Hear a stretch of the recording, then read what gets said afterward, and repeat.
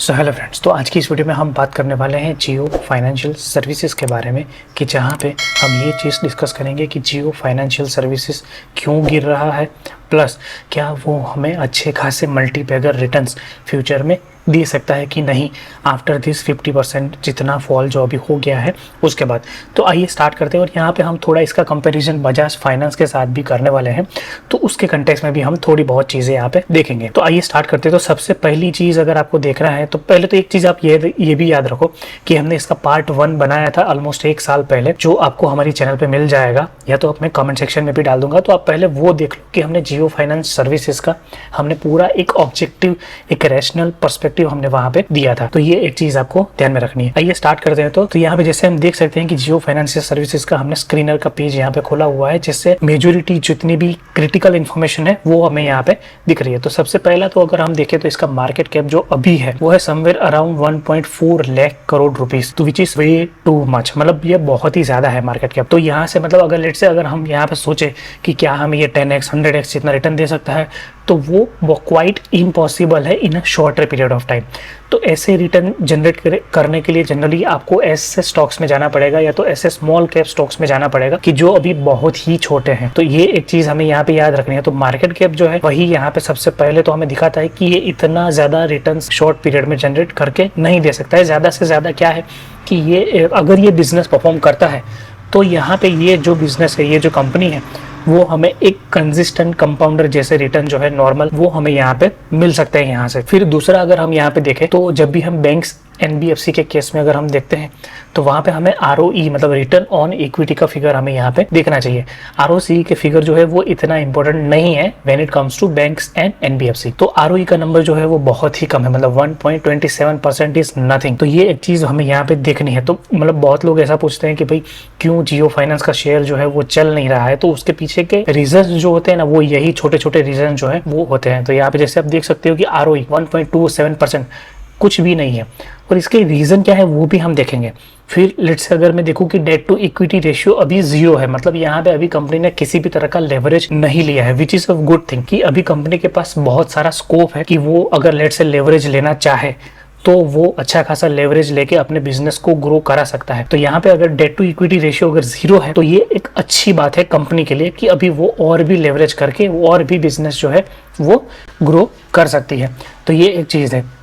फिर नेक्स्ट अगर हम देखें तो प्रमोटर होल्डिंग जो है वो 47.1 है, विच इज गुड थिंग। मतलब इतनी बड़ी कंपनी में 47% 1.1% इज गुड थिंग। प्लस यहाँ पे मैंने ये भी देखा है कि जहाँ पे प्रमोटर जो है उसने अपनी जो हिस्सेदारी है वो भी उन्होंने इंक्रीज करी है, which is also a good thing. तो नो इश्यू हियर। फिर अगर मैं एक चीज़ लेट्स अगर हम डिस्क्रिप्शन में देखें ताकि हमें पता चले कि एग्जैक्टली जियो फाइनेंस सर्विसेज क्या क्या चीज़ें करती है, तो यहाँ पे हमें पता चलेगा कि वो इंश्योरेंस ब्रोकिंग में भी है, एनबीएफसी मतलब फाइनेंस में भी है, फिर वो पेमेंट सॉल्यूशन भी प्रोवाइड करने वाली है, और उनके साथ कुछ जेवी भी जैसे हम देख सकते हैं कि जियो पेमेंट बैंक भी उन्होंने चालू किया है। तो ये बहुत सारी डिफरेंट इंडस्ट्रीज के अंदर वो पर्टिकुलरली एक कंपनी जो है वो काम करने वाली है। फिर जैसे हम यहाँ पे देख सकते हैं कि वो उनका कुछ 3-4 अलग अलग सेक्टर में हम जैसे यहाँ पे हम देख सकते हैं कि लैंडिंग एंड लीजिंग। तो कंपनी अभी जो है वो लैंड कर रही है कुछ सर्विसेज वगैरह, जैसे हम यहाँ पे देख सकते हैं कि डिवाइस एज अ सर्विस, तो जो उनके प्रोडक्ट्स आते हैं उनको वो बेचने की जगह पे उनको वो लीज भी करते हैं। तो ये एक चीज है। फिर नेक्स्ट है पेमेंट बैंक का। फिर है कि प्रोटेक्ट मतलब वो इंश्योरेंस वाली जो पार्ट है, लाइफ इंश्योरेंस, हेल्थ इंश्योरेंस और जनरल इंश्योरेंस का जो सेक्टर है वहां पे भी वो लोग टैप करने का ट्राई कर रहे हैं। फिर है कि इन्वेस्ट मतलब एसेट मैनेजमेंट कंपनी, मतलब यहाँ पे जैसे HDFC एसेट मैनेजमेंट कंपनी है, निपॉन है, ऐसी बहुत सारी कंपनीज है जो इस सेक्टर में ऑलरेडी काम करती है। तो यहाँ पे भी वो लोग ट्राई कर रहे हैं। फिर अगर हम उनका रेवेन्यू मिक्स देखें कि उनका पैसा कहाँ से इनकम जो है वो जनरेट होती है, तो जैसे हम देख सकते हैं कि जैसे इंटरेस्ट इनकम है वो 38% है, ठीक है, which is a good thing. But dividend income जो है वो है 21%। तो ये एक अच्छी बात नहीं है, क्योंकि कंपनी का काम डिविडेंड कमाना नहीं है। कंपनी का काम है कि जो वो एक्चुअल बिजनेस करते हैं, जो वहाँ पे वो पैसे को लैंड करते हैं, वहाँ से इंटरेस्ट इनकम जो है वो जनरेट करने का काम है। डिविडेंड इनकम अगर 21% है तो वो बहुत ही ज़्यादा है, और वो ऑपरेटिंग इनकम में गिना भी नहीं जाएगा। तो ये एक चीज़ भी हमें ध्यान में रखनी है। फिर अगर हम देखें तो उन्होंने रिसेंटली कुछ जियो फाइनेंस ऐप भी लॉन्च करी है, बट आई थिंक वो अभी भी बीटा मोड में है या ऐसा कुछ है। और फाइनली अभी इनका जो इन्वेस्टमेंट है, जैसे हम अभी इनकी बुक वैल्यू जैसे हम यहाँ पे देख पा रहे हैं 216, तो वो बुक वैल्यू जो मेनली है वो यहाँ पे उनका जो रिलायंस या तो रिलायंस की जो सब्सिडीज है वहां पे उनका जितना भी इन्वेस्टमेंट है वो कैटर करता है मेनली, और बाकी का कुछ उनके म्यूचुअल फंड में भी उन्होंने रखा हुआ है। तो ये बहुत सारी मतलब ये एक ओवरव्यू था जो हमने अभी देखा। तो यहाँ पे अगर हम एक चीज़ और भी अगर हम देखें तो लेट से अगर मैं प्रॉफिट एंड लॉस में जाता हूँ, या तो लेट से अगर हम क्वार्टर में जाते हैं पहले, तो रिसेंट क्वार्टर में जो रिजल्ट आया तो यहाँ पे जैसे हम देख सकते हैं कि लास्ट ईयर दिसंबर 2023 में सेल्स का फिगर था 400 करोड़ समथिंग, और अभी वो बढ़ के हो गया है कुछ 438। तो यहाँ पे जैसे हम देख सकते हैं कि टॉप लाइन में कुछ भी मतलब हार्डली 2-3% की जितना ग्रोथ आया होगा, और प्रॉफिट में तो ऑलमोस्ट स्टेगनेंट है, 1 करोड़ मतलब इतना भी कुछ वो डिफरेंस यहाँ पे नहीं करता है। तो जैसे हम देख सकते हैं कि प्रॉफिट और सेल्स, टॉप लाइन और बॉटम लाइन में कुछ भी चेंज ऑलमोस्ट नहीं हुआ है, 1 साल हो गया फिर भी। तो ऐसा उसके पीछे का रीज़न क्या है? तो जैसे हमने पहले वीडियो पार्ट 1 में भी यही चीज़ हमने कवर करी थी कि बिजनेस जो है जियो फाइनेंस का वो अभी जस्ट स्टार्ट हो रहा है। तो ये एक चीज़ हमें यहाँ पे ध्यान रखनी है।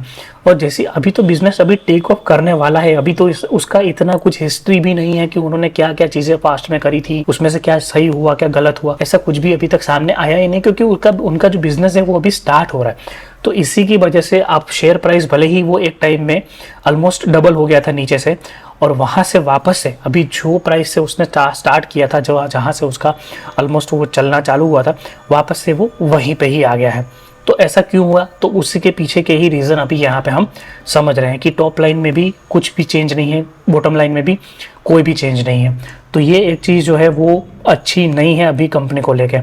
फिर नेक्स्ट अगर हम देखें तो बैलेंस शीट में जैसे हमने देख लिया कि डेट टू इक्विटी रेशियो अभी ऑलमोस्ट जीरो ही है, which is very good thing कि अभी कंपनी के पास स्कोप है अच्छा खासा ग्रोथ करने के लिए। कंपनी के पास इनफ कैश भी है, इक्विटी होल्डिंग है कि जहां पे वो लिक्विडेट करके अपने पास कैश ला सकते हैं और उसको डिप्लॉय कर सकते हैं इस बिजनेस के अंदर। यहाँ पे सबसे एक मेन वरीइंग साइन जो है ना वो सिर्फ और सिर्फ एक ही है कि बिजनेस अभी स्टार्ट भी नहीं हुआ है या तो अभी बहुत ही अर्ली स्टेज में है, बट वहां पे जो रिटेल इन्वेस्टर है उनका यूफोरिया बहुत ही ज्यादा है। मतलब जैसे हमने उस टाइम वीडियो बनाया था तब हमने देखा था कि क्लोज टू 40 लाख जितने रिटेल शेयर होल्डर इसमें आ चुके हैं, बट वहां से भी 1 साल के अंदर 40 लाख से वो ऑलमोस्ट 50 लाख मतलब 10 लाख और शेयर होल्डर्स और रिटेल शेयर होल्डर्स इसमें पार्टिसिपेट उन्होंने किया है इस स्टोरी के अंदर, इस नैरेटिव के अंदर, विच इज ठीक है। मतलब लेट्स से अगर आपको इतना ऑप्टिमिज्म अगर किसी स्टॉक में है तो वहां से पैसा बनाना थोड़ा मुश्किल हो जाता है।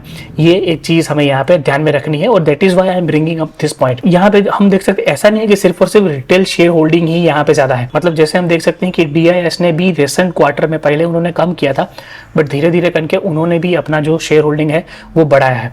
तो यहाँ पे ओनली सेलर इज FIS, मतलब FIS कंटिन्यूसली मतलब ऑलमोस्ट 21.58% से वो अभी 15.62% मतलब ऑलमोस्ट 6% जितना उन्होंने अपना जो शेयर होल्डिंग है वो कम कर दिया है। और वो बाय किसने किया है? या तो DIS ने या तो पब्लिक ने, और सबसे ज़्यादा पब्लिक ने ही बाय किया। जैसे हम देख सकते हैं कि 18% से 24.6 मतलब ऑलमोस्ट 6.5% जितना यहाँ पे उन्होंने अपना हिस्सेदारी बढ़ाया है। और ये चीज़ मैंने बहुत बार भी ये भी देखा है, मतलब मेरे आसपास भी बहुत सारे ऐसे लोग हैं कि जो जियो फाइनेंस को लेके बहुत ही ऑप्टिमिस्ट है।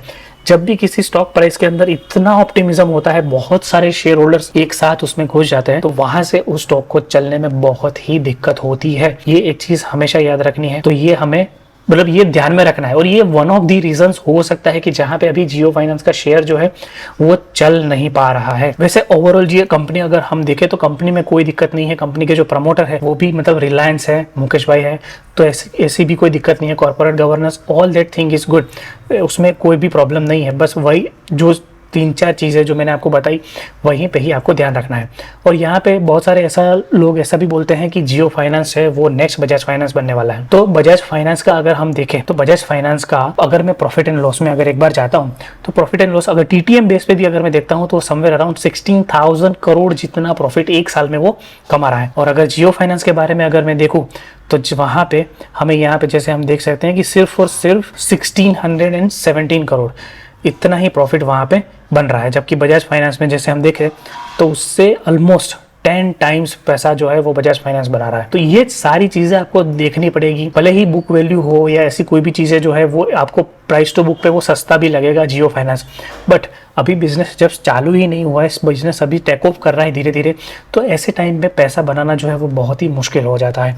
तो इसीलिए आपको ये चीज़ आपको ध्यान में रखनी है जब भी आप जियो फाइनेंस में इन्वेस्ट कर रहे हो। तो अगर लेट्स से आपका होराइजन बहुत ही लंबा है, आपका रिटर्न का एक्सपेक्टेशन मीडियम है, तो ही आपको ऐसे स्टॉक्स को देखना चाहिए।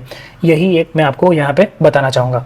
और फाइनली मैं यहाँ पे डिस्क्लेमर भी ये देना चाहूँगा कि हमारा जियो फाइनेंस या तो बजाज फाइनेंस में किसी भी तरह का कोई भी होल्डिंग नहीं है। तो प्लीज़ आपको ये जो वीडियो है वो सिर्फ और सिर्फ एक एजुकेशन पर्पज़ के लिए हम यहाँ पे आपको प्रेजेंट कर रहे हैं। हम यहाँ पे कोई भी एडवाइस जो है वो आपको नहीं दे रहे हैं। आपका जो कॉल है इन्वेस्टमेंट का वो आपको आपके फाइनेंशियल एडवाइजर से पूछ के ही लेना है। तो आई होप कि आपको अभी थोड़े बहुत रीजंस जो है वो समझ में आए होंगे कि क्यों जियो फाइनेंस का शेयर जो है वो गिर रहा है और क्यों अभी फ्यूचर में भी उसको कुछ कुछ हेडविंड्स जो है वो फेस करने पड़ सकते हैं।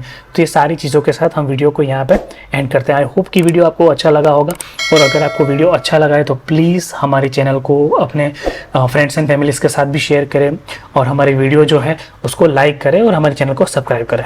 Thank you.